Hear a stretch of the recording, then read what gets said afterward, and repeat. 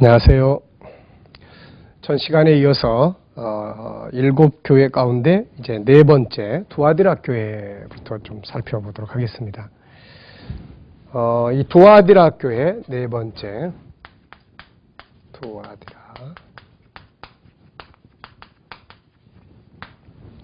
에베소 교회는 첫 번째로 우리가 살펴본 에베소 교회는 지도자들과의 그런 사랑의 관계에 문제가 있었던 교회, 그게 어떻게 보면 참 교회의 가장 큰 문제점 중에 하나죠. 지도자들이 제대로 활동할 수 있는 상황이 안 되면 교회는 교회로서의 기능을 하기가 어렵기 때문에 그렇습니다. 그 다음에 이제 두 번째로 나타난 교회는 이제 서머나 교회, 그 환난과 핍박 속에서 믿음을 저버리게 되는 위기에 처해 있는 교회. 그래서 죽는 거 두려워하지 마라. 죽으면 나처럼 산다. 이제 그런 교회. 그 다음에 이제 세 번째 교회는 이제 버가모 교회였습니다.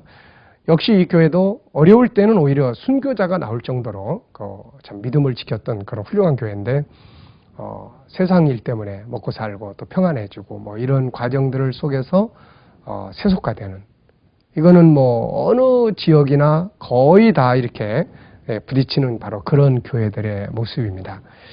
우리도 그런 거 참 경계해야 되죠. 어려울 때 하나님을 그렇게 간절하게 섬기고 정말 죽으면 죽으리 하고 믿음을 지켰던 사람들이 평안해지니까 믿음 저버리고 세속화되는, 자꾸 세상으로 이 교회를 떠나고, 오늘 우리 시대의 모습 중에 한 부분이 바로 이게 아니겠나 싶습니다.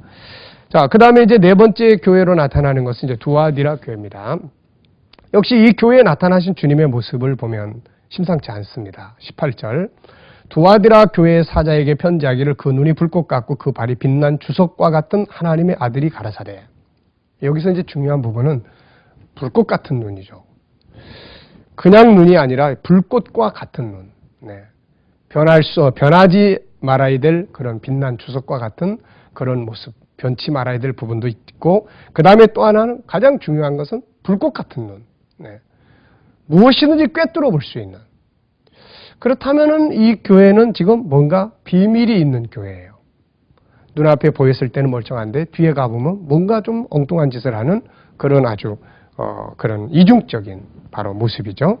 그래서 그 교회를 한번 쭉 살펴보면은 이제 이해할 수 있습니다. 19절 보면 내가 내 사업과 사랑과 믿음과 섬김과 인내를 아노니 내 나중 행위가 처음 것보다 많다. 자, 이 교회는 훌륭한 교회죠. 주를 위한 사업이 있어요. 뭔가 이렇게 일하는 하나님의 나라와 복음을 위해서 일할 줄 알았고, 그 다음에 사랑이 있고 믿음이 있고 섬길 줄 알았고 오래 참고 견디는 인내가 있었습니다. 이것이 이제 더 훌륭한 점이 뭐냐면은 나중 행위가 처음보다 많은 거죠. 대부분의 많은 사람들은 처음에 열심이었던 것이 나중에 가면 흐지부지. 그래서 세상에서 용두삼이라는 말을 그래서 합니다. 그러니까 사명이든 믿음이든 간에 처음에 출발할 때는 막 굉장히 뜨겁고 열정이었다가 나중에는 다시. 그래서 성경에서 계속 회개해라, 뭐 처음 것, 처음 사랑, 뭐 처음 이거는 그만큼 처음에 가졌던 것을 끝까지 지키고 간다는 것이 이게 쉬운 일이 아니기 때문에 그런 것이죠. 자, 그런데 이제 이 교회의 모습을 보면은 이렇게 이제 처음 행위보다도 나중 행위가 더 많다는 거예요. 그만큼 열정과 열심을 가진 믿음이 있는 교회, 그리고 성도들을 보여주고 있습니다. 그런데 이런 교회, 이런 성도들에게 문제가 있다는 거죠. 그 문제는 무엇입니까? 여기도 역시 이세벨을 용납했어요. 이세벨이라는 사람은 아합 임금의 이 부인이잖아요. 아합이 우리가 열왕기상을 읽다 보면은 아합이 이제 결혼을 하면서 부인을 누굴 데려왔냐면은 아주 참 대단한 인물을 데려왔습니다. 그게 누구냐면은 바로 이제 이 이세벨이라는 여자입니다. 이 이세벨이라는 여인은 그냥 일반적인 여인이 아닙니다. 그냥 일반적인 여인이 아니고 바로 우상의 여사제입니다. 우상 숭배의 여사제예요. 그래서 이 사람의 역사에 대한 이야기를 이제 열왕기상에 보면은 이제 나타나고 있는데요. 우리가 그 열왕기상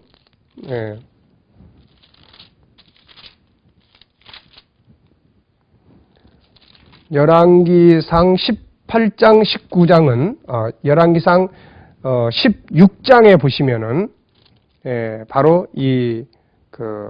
아합이 이세벨을 자기 아내로 데려오는 이야기가 나옵니다. 그래서 열왕기상 16장 31절 여기 보시면은 옛 바알의 딸 이세벨로 아내를 삼고 가서 바알을 섬겨 숭배하고, 자, 이 결과로 인해서 18장 19장에 이제 엘리야의 갈멜산 사건, 호렙산 사건들이 이제 이루어지게 되고, 결국은 온 백성들이 다 바알 숭배하게 되고, 그 결과로 하나님께서는 이제 열왕기상 22장을 보면은 아합을 심판하시는 바로 그런 이제 내용이 이제 나타나고 있는 것이죠. 자, 그렇기 때문에 이 여자를, 이런 그 우상 숭배의 여사자를 이게 데리고 왔으니 이 나라가 하나님 앞에 온전할 수가 없잖아요. 그런데 이 두아디라 교회가 역시 이 여자하고 결혼을 했다는 거죠. 이 여자의 사상을 받아들였다는 겁니다. 물론 현실적으로는 이제 버가모 교회하고 비슷한 당시에 그 현지의 그 신전에서 조합 모임이라든지 이런 거 가지면서 뭐 먹고 살기 위해서 어쩔 수 없는 방편 때문에 결국 우상 숭배도 하게 되고 하지만은 이 교회의 또 특징 중에 하나는 보이지 않는 곳에서 음행의 죄를 짓고 있다는 겁니다. 네, 보이지 않는 곳에서 음행의 죄를 짓고 있다는 거예요. 이게 무서운 겁니다. 자, 그래서 21절에 보면 내가 그에게 회개할 기회를 주었으되 그 음행을 회개하지 아니하는도다. 볼자다 내가 그를 침상에 던질 것이고 그로 더불어 간음하는 자들도 만일 그의 행위를 해결치 아니하면 큰 환난 가운데 던지고 내가 사망으로 자녀를 죽이겠다. 자녀까지 징벌을 받게 만드는 정말 그런 무서운 죄악이 바로 이 음행의 죄악이 이제 되게 되는 것이죠. 오늘날 현대 사회에서 정말 우리 성적 타락은 정말 극에 달해가고 있습니다.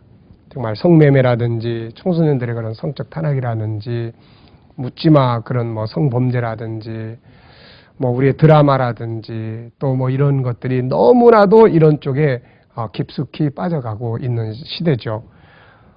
정말 어떻게 보면은 우리가 하나님 앞에 나와서는 거룩하고 아름다운 모습으로 헌신하고 누가 봐도 정말 훌륭한 신앙인인데 이 뒤에 가서 보이지 않는 데 가서 그런 악한 행실을 저지르는 경우들이 우리 이 살아가는 삶 속에서도 있을 수 있다 하는 것을 우리가 생각을 해보게 됩니다. 때로는 교회 지도자들이, 때로는 정말 교회 그 성도들의 리더자들이 바로 그런 음행의 죄악 가운데 빠지게 되는 바로 이런 문제를 지적을 하고 있는 거죠. 아무도 모릅니다. 음행이라는 것이 보이는 데서 이루어지는 일인가요? 보이지 않는 데서 이루어지는 거죠. 그런데 사람은 보지 않지만은 하나님이 주님께서 보고 계시는 거예요. 그 불꽃 같은 눈, 무엇이든지 그 앞에서 가려질 수 없는 그런 눈 아니겠습니까, 이게? 그래서 그런 눈으로 주님께서 들여다보고 계신다는 거죠. 그래서 여기 보면은 뭐라고 말씀하고 있습니까? 23절에 보면은 내가 사망으로 그의 자녀를 죽이리니 모든 교회가 나는 사람의 뜻과 마음도 살핀다. 그 안에까지 들여다보고 있다 하는 것을 말씀하고 있습니다. 정말 안타까운 일들이 우리 주변에서 가끔가다 이렇게 벌어지고 있습니다. 성적 타락, 이것은 모든 것이 망하는 그런 길목에서 나타나는 현상들입니다. 자, 우리는 하나님 앞에서 이렇게 사람 앞에서 이렇게 열심히 헌신하고 할 뿐만 아니라 보이지 않는 곳에서, 그게 사실 보이지 않는 곳이 아니라 하나님의 눈이, 주님의 눈이 불꽃 같은 눈으로 보고 있다고 하는 것을 우리는 기억하면서 요셉과 같이 자기를 정결케 지키는 이런 이제 믿음의 삶을 우리가 만들어 가야 될 것입니다. 주님은 역시 여기서도 25절에 보면 너희에게 있는 것을 내가 올 때까지 굳게 잡으라. 좋은 것을 굳게 잡으라는 거죠. 이런 잘못된 거 회개하고 돌아서서 정말 주님 앞에서 아름다운 사업과 사랑과 믿음과 섬김과 인내하는 이 훌륭한 것을 주님 오실 때까지 지켜라. 이런 말씀을 당부하고 있습니다. 그러면서 이기는 자에 대한 약속을 여기도 하고 계시죠. 그래서 26절, 27절을 보면은 앞서 말씀드린 것처럼 이기는 자와 끝까지 내 일을 지키는 그에게 만국을 다스리는 권세를 주겠다. 이제 이런 약속의 말씀을 하고 있습니다. 자, 만국을 다스린다. 정말 하나님의 나라를 통치하는 은혜를 우리에게 주신다는 이제 그런 말씀이죠. 자, 역시 이제 철장을 가지고 저희를 다스려 질그럽게 들은 같이 하리라. 나도 내 아버지께 받은 것이 그러하다. 앞서 말씀드린 것처럼 여기서 이기는 자는 바로 그런 신천지에서 말하는 이만이라고 하는 사람을 두고 하는 말이 아니라 바로 첫째는 예수 그리스도, 그 다음에 또 하나는 그분처럼 믿음을 가지고 승리한 하나님의 성도들, 이런 사람들을 가리키는 말씀이 되는 것입니다. 자, 이기는 자는 바로 그렇게 하나님의 나라에서 왕노릇하는 이런 권세를 받게 될 것이다. 그리고 세상을 심판할 때 그 영광의 자리에 함께 서게 될 것이다. 그리고 내가 또 그에게 새벽별을 주리라. 이 새벽별, 지저스 모닝스타, 새벽별, 이것 때문에 또 이제 이단이 된 사람이 또 정명석이라는 사람이죠. 이 사람도 역시 음행과 이런 부분 때문에 이걸 교리화해서 지금은 감옥 생활하고 있는 사람입니다. 아직도 이런 부분에 미혹을 받는 사람들이 참 대단히 많은데 정말 안타까운 일이 아닐 수 없는 것이죠.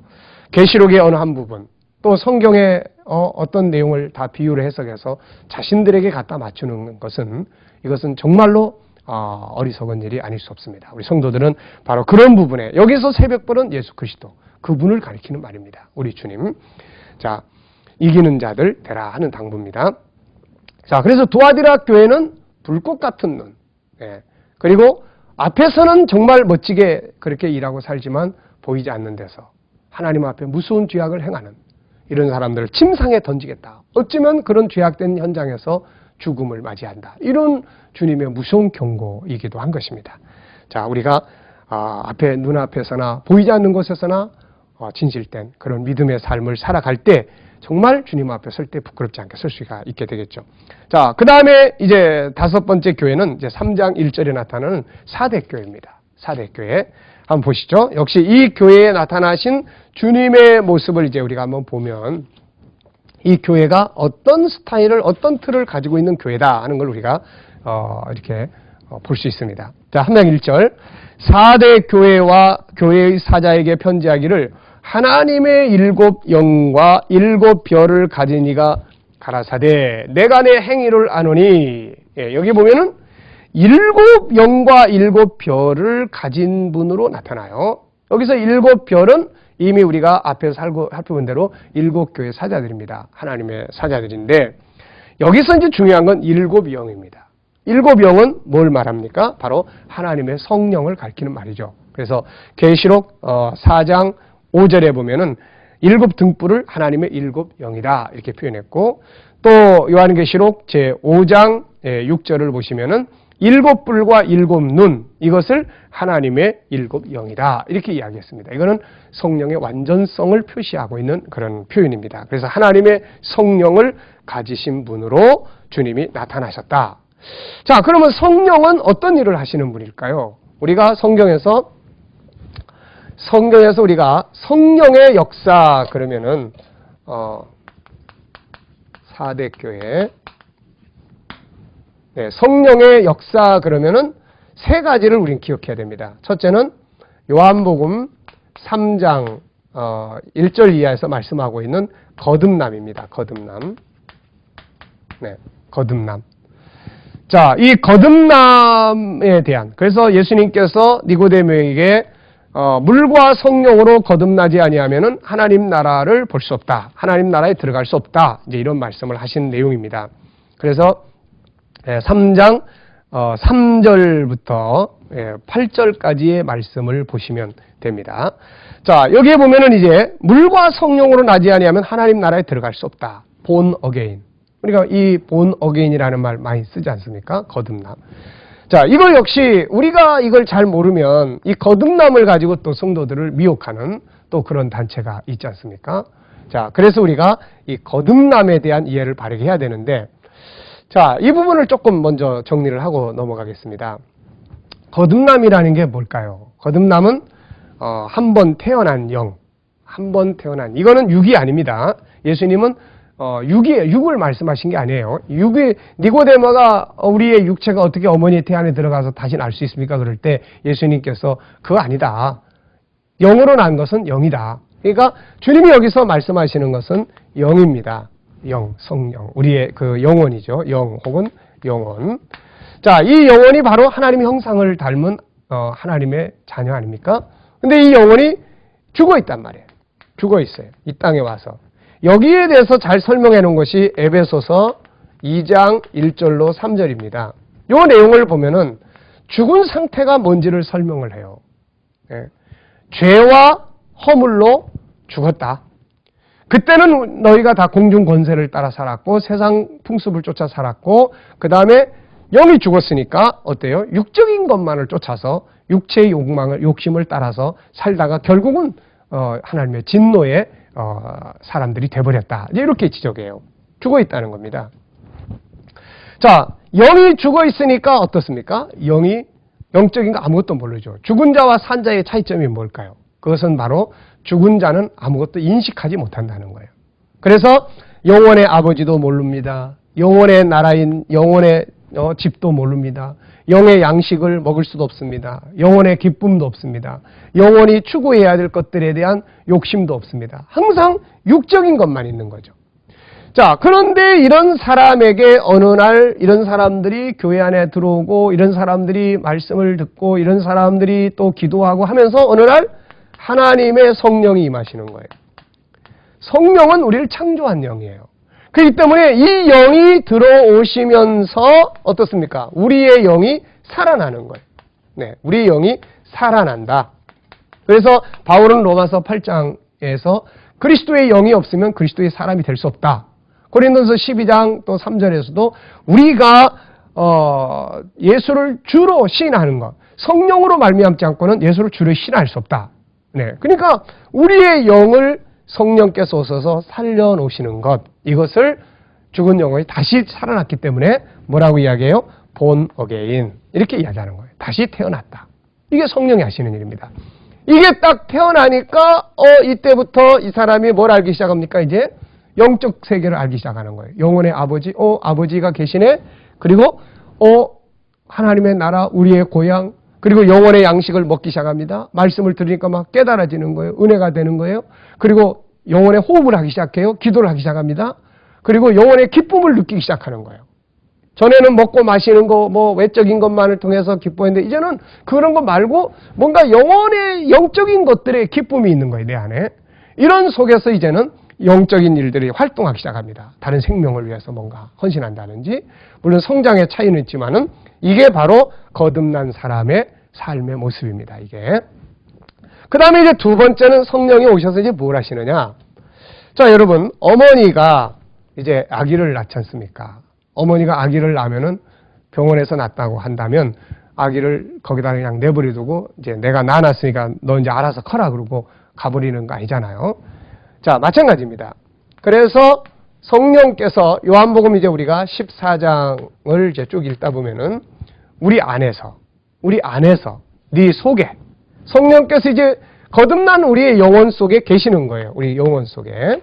그래서 이 영혼 속에 계시면서 우리를 이제 양육하시고 우리를 또 위로하시고 우리에게 진리를 깨닫게 하시고 우리에게 이제 하나님의 은혜를 경험하게 하시고 죄를 깨닫게 하셔서 회개하게 하시고 이런 일들을 하게 하시는 거예요. 이게 우리를 이제 하나님의 자녀로 만들어 놨으니까 하나님의 자녀 안에 있는 5가지 하나님의 형상, 거룩성, 사랑성 이게 다 회복해 가게 만들고 있다는 거죠.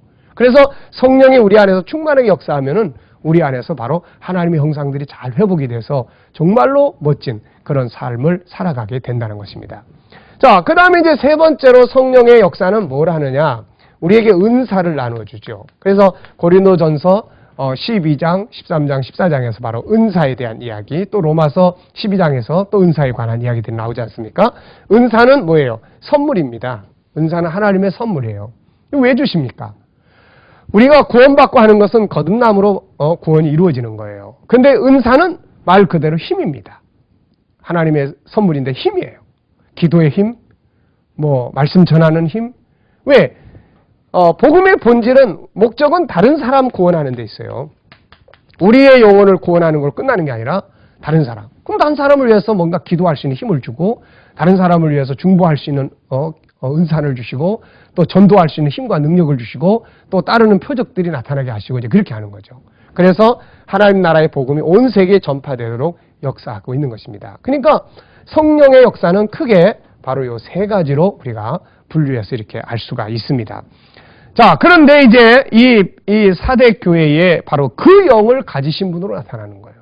그러니까 무슨 이야기입니까? 지금 이 교회는 살았다 하긴 하는데 이게 죽은 교회예요. 그러니까는 성령으로 너희가 살아나야 된다, 이제 그런 취지죠.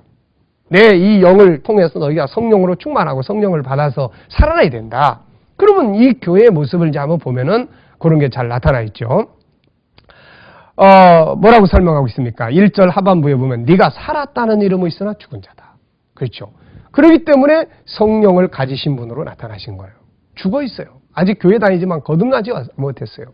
아직 거듭은 났다고 하지만 성령의 인도를 따라가지 않아요. 그러다 보니까 행동이 없어요.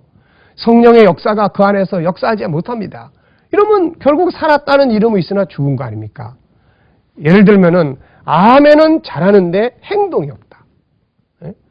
행위로 구원받는 건 아닌데 믿음의 결국은 행동으로 나타나는 겁니다. 노아가 방주 120년 동안 방주 만들었잖아요. 만약에 노아가 하나님께서 120년 뒤에 앞으로 세상을 물로 심판하겠다 그러실 때 노아가 아멘 그랬는데 가서 방주 안 만들었다면 과연 그 아멘이 그를 구원할 수 있나요? 아닙니다. 우리가 히브리서 11장에 보면 아브라함은 하늘의 나라, 더 좋은 고향, 하늘의 나라를 그는 바라봤다고 합니다. 그 소망을 가지고 난 천국을 믿어. 그리고 믿습니다만 하고 살면 뭐예요? 아브라함은 이 땅에서 나그네처럼 산 거죠.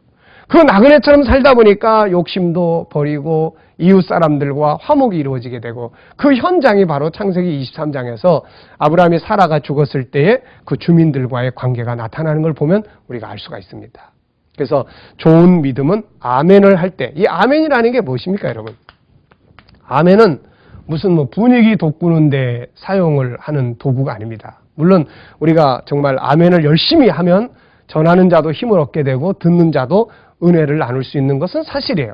그렇지만 그 본질은 아멘이라는 것은 내가 지금 그 들려오는 주의 말씀 앞에 공감한다는 말이에요. 그 받아들인다는 말입니다. 그러면 그걸 받아들이고 그 진실성을 내가 믿고 받아들였으면은 그 다음에 가서 뭐 해야 돼요? 이제 행동으로 옮겨야 되는 거죠.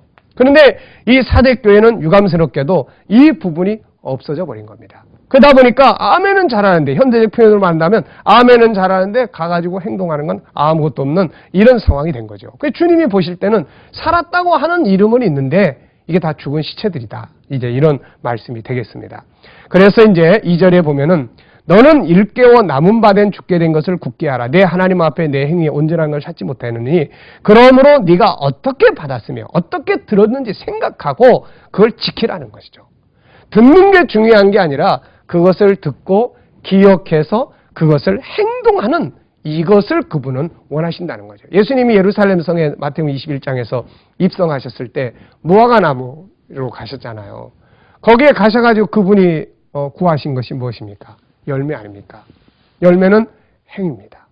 자, 여러분, 감사한 것은 사대교회는 아직도 그래도 그 옷을 더럽히지 않고 진실된 사람들이 있었습니다. 이 사람들의 믿음을 다 함께 공유할 것을 권고하신 것이죠.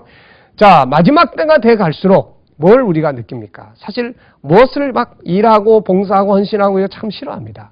그러다 보니까는 다 그냥 멋지게 입고 정말 좋게 아름답게 그냥 즐기기만을 원해요. 이걸 경계해야 됩니다. 우리가 주의 나라가 딱 임했을 때 이게 과연 어떻습니까? 주님의 나라가 딱 임했을 때 정말 너 뭐 하다 왔니? 그러면 어떤 사람은 뭐 순교하고 오고 어떤 사람은 뭐 감옥에 갔다 오고 어떤 사람은 막 주님의 복음을 위해서 막 고생하면서 희생하면서 살아오고 말씀 하나 지키기 위해서 막 그냥 고생하면서 싸우고 왔는데 우리는 뭐 하다 왔어? 그러니까 주님의 이름으로 평안하게 잘 먹고 살다 왔습니다. 여러분, 이게 얼마나 부끄러운 거예요. 물질 문명의 신앙이 왜 위험하냐면 물질 문명의 신앙 속에서는 세상에서 어려운 일 당하는 걸 실패로 봐버려요. 그런데 우리가 세상에서 편안하게만 누리고만 살다가 하나님 앞에 갔을 때는 이거 정말 남은 것이 아무것도 없게 되는 거죠. 그렇기 때문에 우리가 이런 부분들을 바르게 경계로 삼을 수 있어야 된다. 그런 말입니다. 자, 여기서 이제 예수님께서도 뭘 이야기합니까? 생명책에서 흐리지 않겠다. 결국 우리가 주님의 거룩한 나라의 영광 앞에 설 수 있기 위해서는 그분의 책에 기록되어야 되잖아요. 그래서 누가복음 10장에서는 제자들이 복음 전하고 왔을 때 예수님께서 뭐라고 이야기했습니까? 막 귀신 쫓아냈다고 자랑하는 그들에게 그런 거 가지고 자랑하지 말고 너희 이름이 생명책에 기록된 것으로 기뻐해라.